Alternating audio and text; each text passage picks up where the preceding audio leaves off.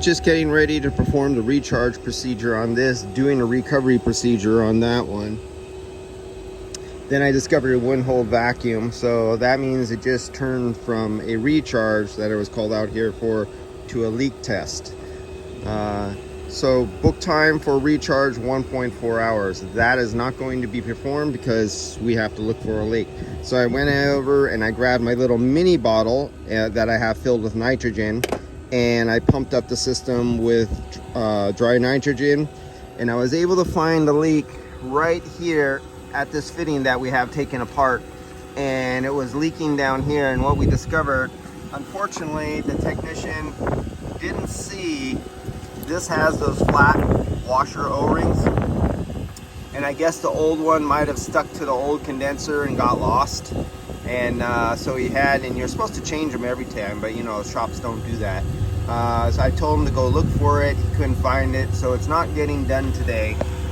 So that just added an extra $185 for me coming out here just to hook up and look for a leak, added on top of the original 0.4, $75 just for the recovery, plus the couple $100 that'll be the 1.4 plus the refrigerant.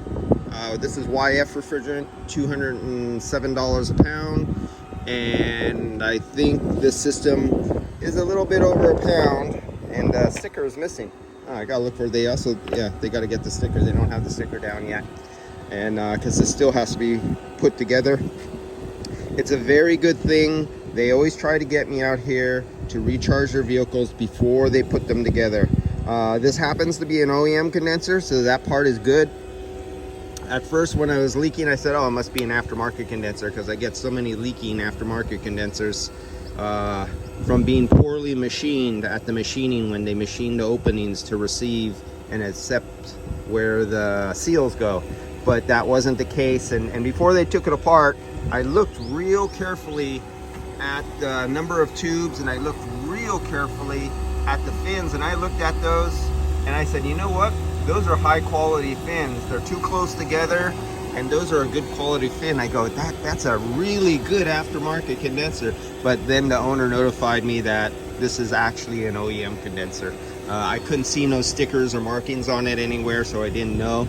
So the leak was due to, unfortunately, technician error. The OEM condenser is good. They'll get 2 new O-rings, put that on there. I'll come back tomorrow and I'll finish recycling or recovering the refrigerant out on this one. All right, guys, I'll see ya.